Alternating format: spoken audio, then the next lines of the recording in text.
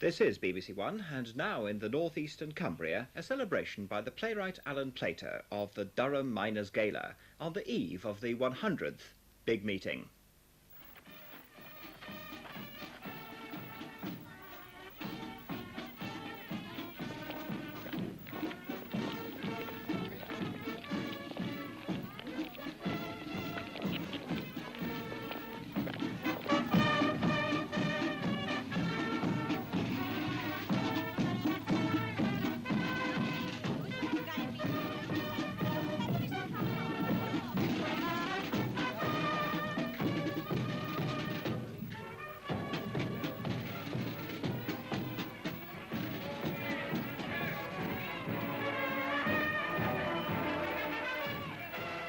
Tomorrow, in the city of Durham, the miners of the county, their families, their bands and banners gather together in the site of the cathedral for the 100th time, as they have every year since 1871, except when prevented by world wars or lockouts.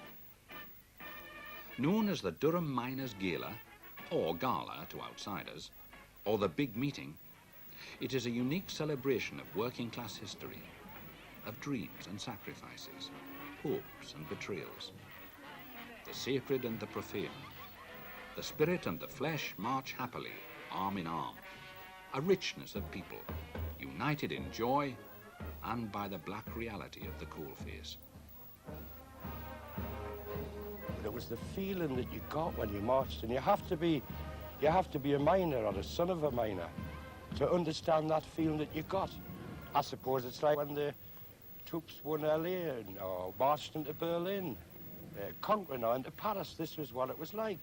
You know, it was another day in another world that day. Listening to the sound of the first banners and the first bands coming along with them and all the people, if the wind was in the right direction, you could hear that music from silver bands and brass bands wafting up this valley.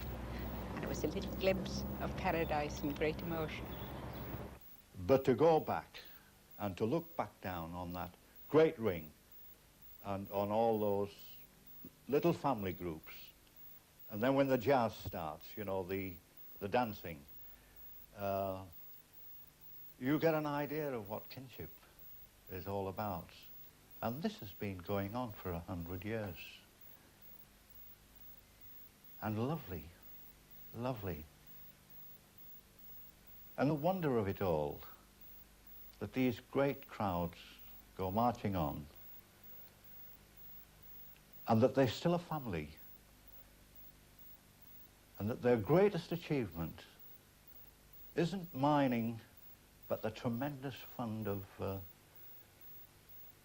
resilience and strength and kinship and wit and good humour that you see embodied in that field on that day around the banners.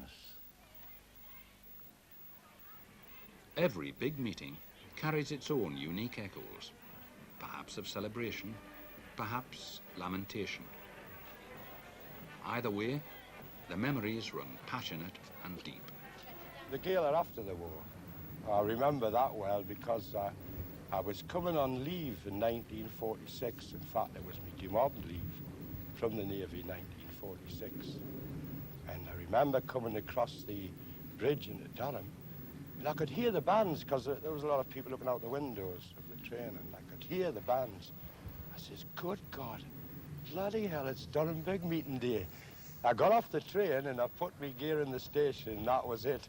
I was there for it, and thank God, because it was a marvellous day, because that gala was the gala of achievement, because the Labour government had just got in 1945, and the world was ours. The mines, well, the mines wasn't actually that day, but the world was ours. So this was absolutely fantastic, this.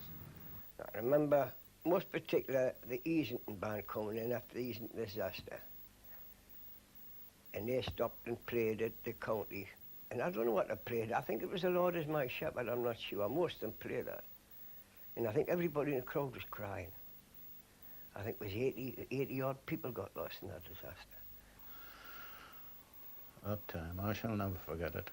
It was the biggest gala, the biggest following that Easington ever had during the history of Easington pit out thing. They were later getting in that day, weren't they? Very, No, very late. Why? They came up the coastal line in the streets, and the vicar walked in front, you know. It was a tragedy. Everybody seemed in mourning that day for that banner not coming in, you know, with 83 men being lost. But I think it was sympathy that miners show in tragedies like this. I think that people wanted to show the sympathy to the Easington people, because it was a real tragedy. I was chairman of the Miners' Lodge when it happened, and I shall never forget the disaster. But most of the gala memories are good ones. Indeed, some of the tales from the 20s and the 30s have become celebrated folk legends in their own right, passed on from generation unto generation, and occasionally corrected. I remember it was very fine afternoon, and the green was all full of people, the race course. And 1 or 2 days previous, Bishop Hensley Henson had made a scathing attack on the miners, and everybody was up in arms. It was a very virulent attack. And we were sitting there on the gala, say 12 o'clock, 1 o'clock, and this tall figure comes away from the far end, comes over the grass amongst us, and he had his top hat on, his gaiters on, and his long black coat. And it went around, you could hear it going around, there's a bishop, there's a bishop. So everybody more or less stood up and walked towards him. Not threatening, but you don't know what would have happened. And anyway, once he got towards him, he started to walk back. And he walked back towards the river, and he walked into the river, up to about his knees, or maybe round about his knees. His hat fell off, floated down the river, and the police launch come along and picked him up and took him away. Well, in the afternoon, when they went to the cathedral, this same clergyman was Dean Weldon, and he preached a sermon in that he was the man that went in the river, and they thought it was the bishop, and Dean Weldon was sympathetic to the miners. And he preached a great sympathetic sermon that afternoon. But I always thought that it was a bishop. A lot of people still think it was a bishop, but it wasn't. It was Dean Weldon. There is no love like a first love. And for a young Durham pitman, the first big meeting has a sweetness and a strength never to be forgotten. We were starstruck, you know. I mean, it wasn't only the banners and the brass, and it was a sunny day. But it was the crowds, you know, you never saw it. We'd never seen such crowds. And then I remember we didn't go to the service. We went up the tower of Durham Cathedral, and then we looked down on the exercise yard, a circular exercise yard of Durham Jail, and we saw the prisoners at their exercise, and all with their heads down, marching, slouching around, never looking either to one side or the other side. And I remember coming down those steps, and that crystal air and the jackdaws, those clowns, you know, seemed an insult to what we'd just seen. The swinging 60s brought a hint of affluence, and the first pit closures. Times were changing in several directions at once, but a miner lives easily with contradiction. I mean, I was in the adolescence in the 60s, you know, and the gala reflected the two sort of interests of people of my age at the time, which was like sex and radical politics. And not many people think about the gala as being a platform for adolescent sex, but actually they just don't know where to look, you know. I mean, at that particular time, I mean, the atmosphere in Durham during the gala is always one of like abandon, you know. The law seems to recede. You get a lot of people drinking underage, you know, everybody dancing about. Hundreds of lads and lasses from the villages just waiting to get a grip of each other, you know. And I mean, down by them riverbanks there, you know, in the early 60s, it was very hard to find a spot, actually, you know. I mean, there was that many people lying about.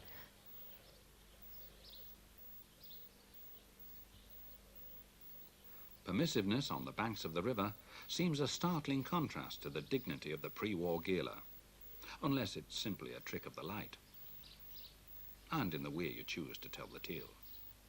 All the women got dressed in their best to go to gala. Them that went, there was more men than women, the children. But to the man of the house, it was the one day in the year he looked forward to.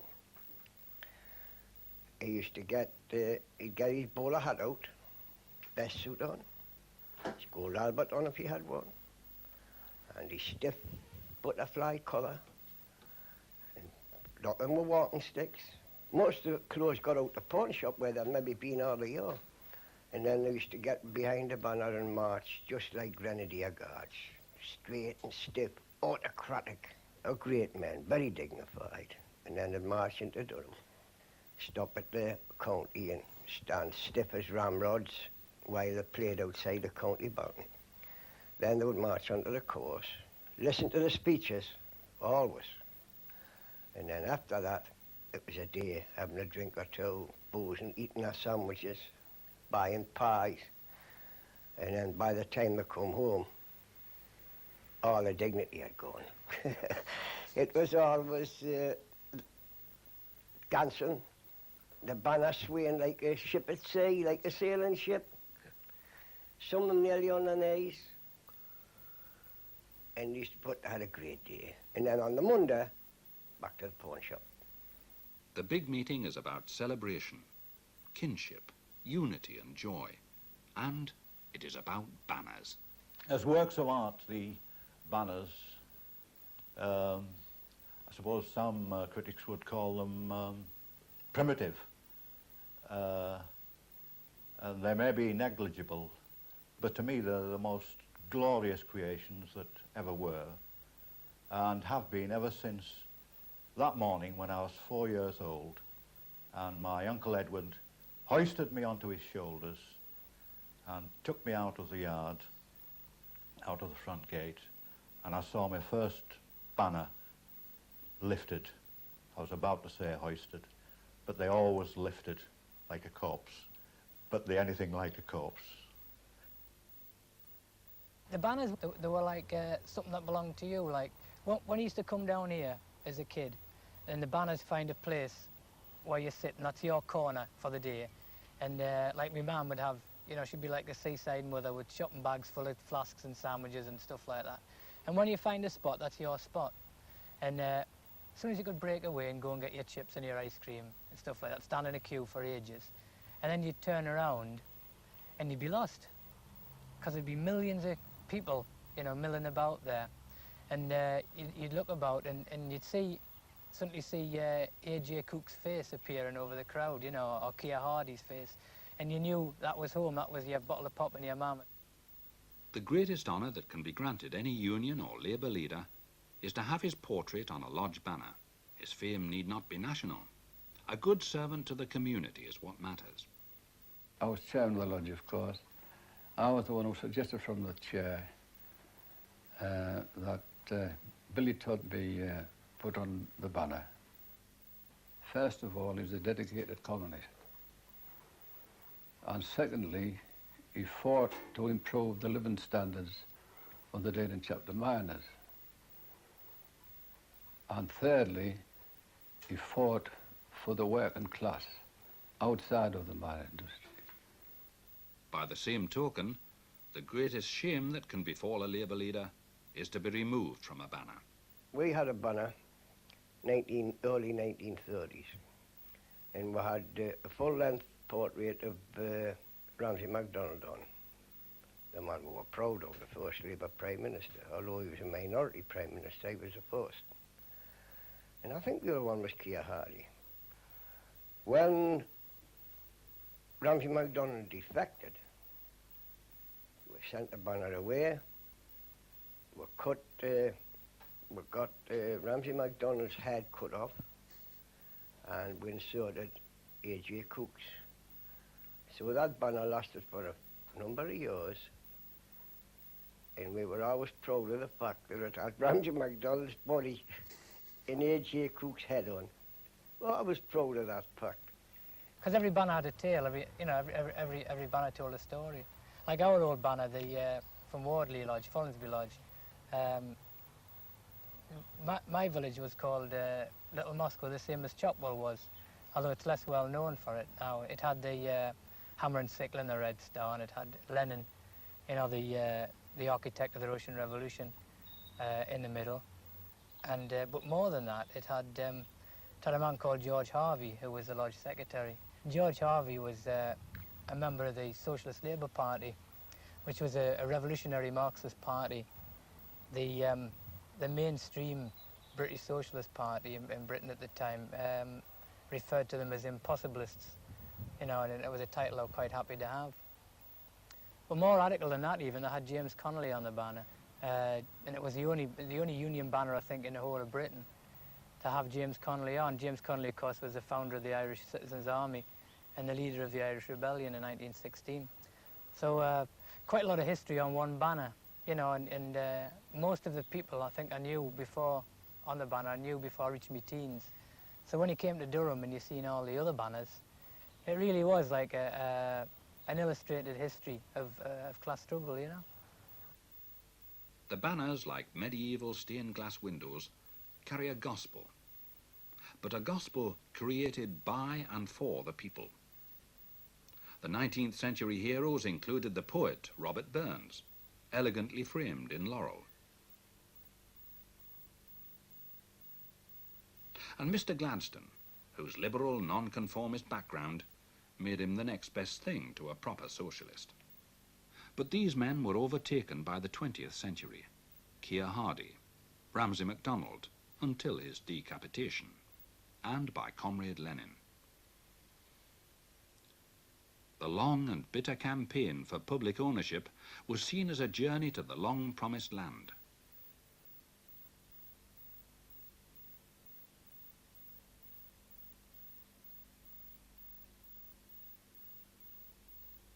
And nationalisation celebrated with a dignity that, with hindsight, carries a harsh irony.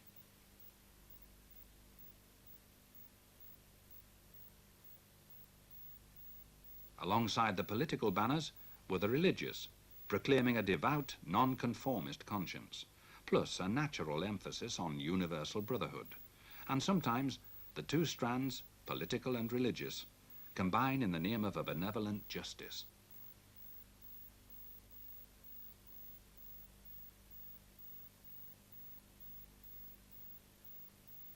Simple, practical achievements are celebrated, like the building of a home for aged miners. And the dead are paid homage, as on the West Stanley banner, where the figure of the unknown miner symbolises the 168 men who died in the disaster of 1909. The big meeting, like the banners, is about unity, past, present and future. And you can't celebrate unity without music.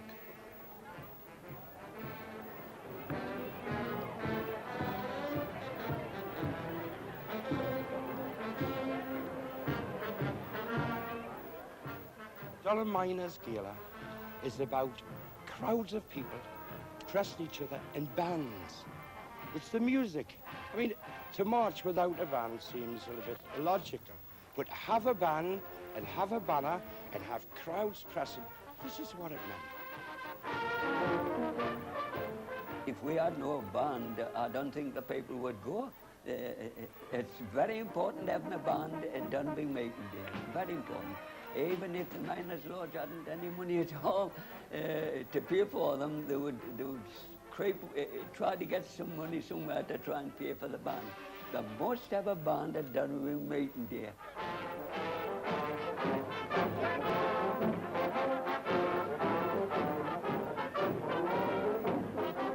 Beneath the sound of the bands is a deeper music.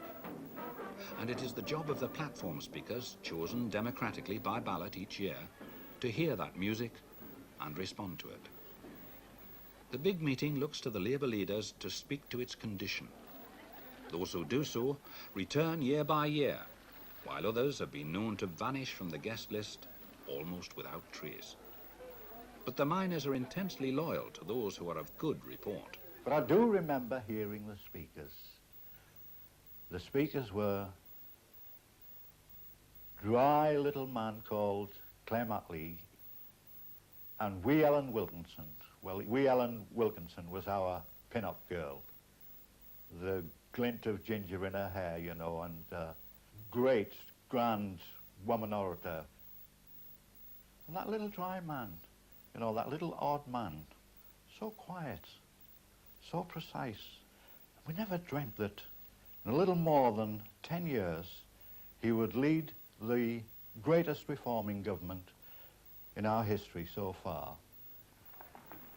Mr. Chairman and comrades and friends, may I begin by, first of all, thanking once more... Speakers frequently use the Durham platform for major statements about the state of the nation, or the state of the Labour Party, or even, as the occasion arises and strictly tongue-in-cheek, the leadership. They say, now Bevan wants Attlee's job.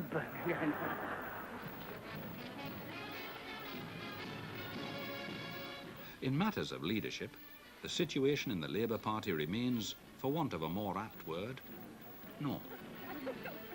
The message that is put over by an individual speaker, be he or she on the right wing or on the left wing, is of fundamental importance to the whole of the British labour and trade union movement. This year, for example, I have no doubt that there will be aspirants for future positions in the Labour Party wanting to make a profound impact at the Durham Miners Gala to show that they, rather than someone else, should be leading the Labour Party in the next decade and become future Prime Minister. But an invitation to speak at the meeting transcends these little local difficulties. I'm very proud of the record I've got. I think I've been invited, that is by the ballot of the miners, more than any other single person. I'm not quite sure who's the runner-up, but I think it was Charles Bradlaugh who was invited about 9 or 10 times, and I think I've just pipped him at the post, and I've got a few to come still, maybe. To stand on the platform, or rather the balcony at the Royal County Hotel, to see the famous figures, Clem Attlee and Nye Bevan, painted on the banners, and actually to go there over such a long period and see people beside whom you have stood on the balcony, then on the banner, gives you a tremendous sense of history. It would be a great loss to the whole romantic moral fibre of the labour movement if the Durham Miners Gala were not to be there. The big meeting is about politics and music. And it's also about the human spirit and the need for a ritual to contain and define that spirit.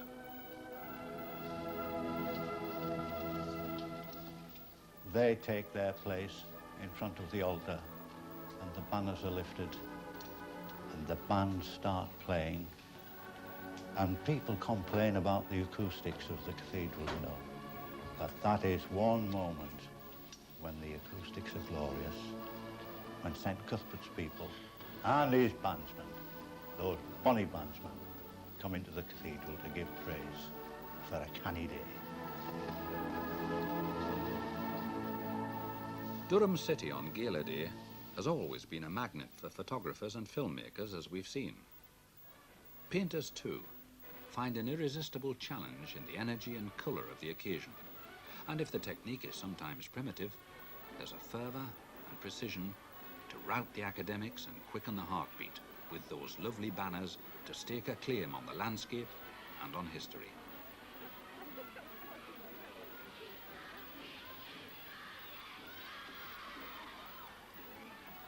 But perhaps the only kind of artist with the vision and the moral option to tackle the subject is one who has worked on the coalface himself. Tom McGuinness is one such painter.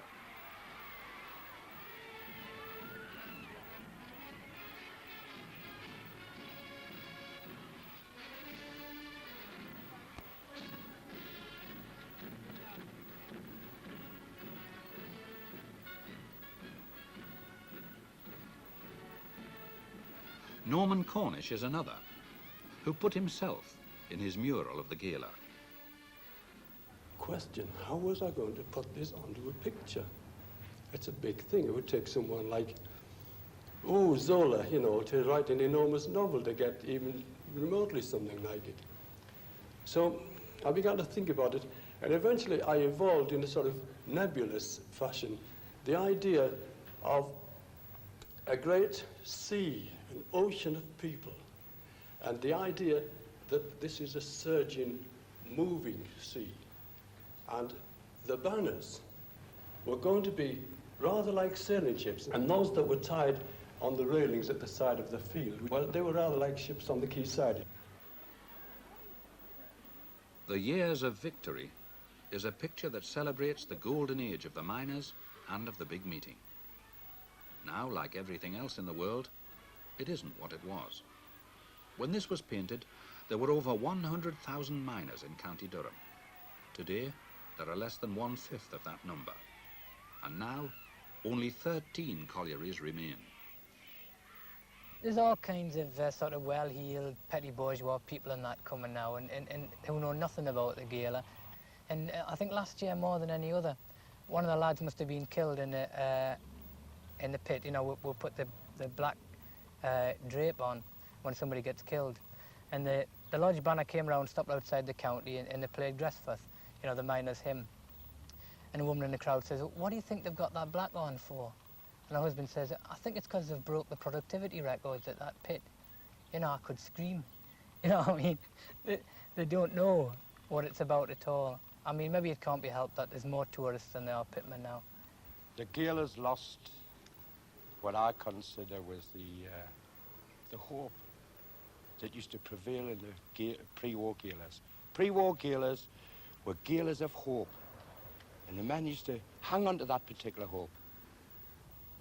I think the gala's always been an echo of past glories, even when it was gigantic, because the gala is about the past as well as the present, and it's about the significance that the past has on the present and on the future. But in terms of its size, of course, it's fading that fast now. You know, it's something else now. It's become pathetic as well as inspiring. I still feel two things. You know, I feel sad when I come, but I still feel proud. The history's still to be read there on them banners, even though there are fewer of them. And that's why I come back every year. And that's why, I mean, although now, I mean, I'm still a Geordie miner to me. I work under the ground in Yorkshire now, and a lot of my comrades would work in Nottingham and Leicestershire and places like that. But as far as we're concerned, we're still Geordie miners who just work somewhere else. And we'll come here, and this is still our gala.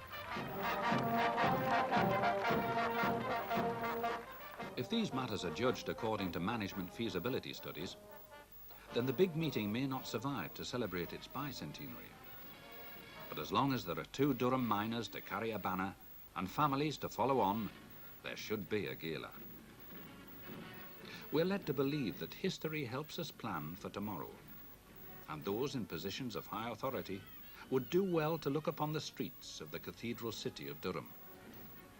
Because these are our people, not rich and well-born, but they're canny people, these children of St. Cuthbert, and their history is here to be read.